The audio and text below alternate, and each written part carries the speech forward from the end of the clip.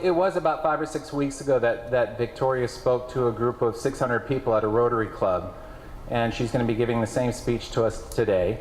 And I saw it, I think a week or so after it hit the web, it started going around, and so I quickly got on the phone and talked with her dad Zane and invited them here. And so we have a very special treat. So Victoria, come on up, do your thing.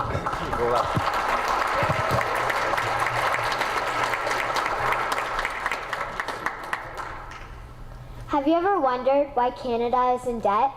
Have you ever wondered why the government forces Canadians to pay so many taxes?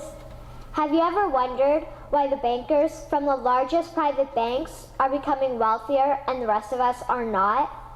Have you ever wondered why the gross national debt is over $800 billion?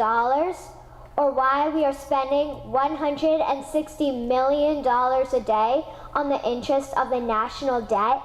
That's $60 billion a year. Have you ever wondered who receives the $60 billion? What I have discovered is the banks and the government have colluded to financially enslave the people of Canada. I will share with you 3 important points of reference which will hopefully spark enough interest and concern for you to continue the research on your own and to engage your government to stop this criminal act against the people of Canada. First, we will briefly examine the Bank of Canada. Second, we will see how our banking system works today. And lastly, I will offer a viable solution that we can petition our government to implement. A very little known figure in Canadian history is J.L. Gradon McGeer. He was a lawyer, Member of Parliament, and Mayor of Vancouver. His contribution to Canada is probably the greatest in our history. He championed the creation of the National Bank of Canada, whose sole purpose is to create and manage Canada's money. It was formed on July 3, 1934, and owned by all Canadians.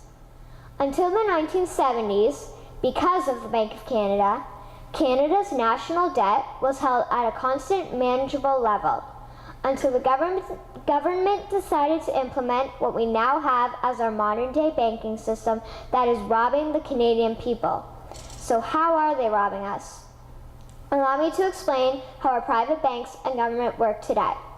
First, the Canadian government borrows money from the private banks. They then lend the debt-based money to Canada with compounded interest. The government then continues to increase taxation of Canadians year after year in order to pay back the interest on the exponentially growing national debt. What results is inflation, less real money for Canadians to spend into our economy, and the real money being used to pad the pockets of the banks. Also, the government gave the banks the ability to loan out money that doesn't exist in the form of loans. When a bank gives you a mortgage, which literally means a death pledge, or a loan, they don't actually give you money. They click a key on a computer and generate the fake money out of thin air. They don't actually have it in their bank vaults. Presently, the banks only have $4 billion on reserve, but they have loaned out over $1.5 trillion. To quote Graham Towers, each and every time a bank makes a loan, a new bank credit is created. New deposits, brand new money. Broadly speaking, all new money comes out of a bank in the form of loans. As loans are debt, then under the present system, all money is debt. What I find interesting is even Jesus, in Matthew 21, drove out the money changers in the temple because they were manipulating the currency to steal money from the people. The private banks are just like the money changers in Matthew 21. They are defrauding and robbing the people of Canada, thus their freedom, and they need to be stopped. How should the banking system work? In an infamous interview, Mr. McGeer asked Mr. Towers, "Can you tell me why a government with power to create money should give that power away to a private monopoly and then borrow that which Parliament can create itself back at interest to the point of national bankruptcy?"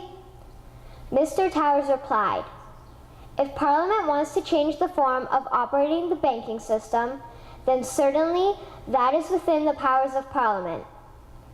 In other words, if the Canadian government needs money, they can borrow it directly from the Bank of Canada. The people would then pay fair taxes to repay the Bank of Canada. This tax money would in turn get injected back into our economic infrastructure and the debt would be wiped out. Canadians would again prosper with real money as the foundation of our economic structure and not debt money. Regarding the debt money owed to the private banks, such as the Royal Bank, we would simply have the Bank of Canada print the money owing, hand it over to the private banks, and then clear the debt with the Bank of Canada. And yes, we have the power and lawful right to do so. In conclusion, it has become painfully obvious, even for me, a 12-year-old Canadian, that we are being defrauded and robbed by the banking system and a complicit government. What will we do to stop this crime? What will we do to ensure that the next generation will live free and clear of the debt-based economy that enslaves them to the banks? Margaret Mead said the following, and I hope that all of you remember this. Never doubt that a small group of people can change the world. Indeed, it is the only thing that ever has. Thank you.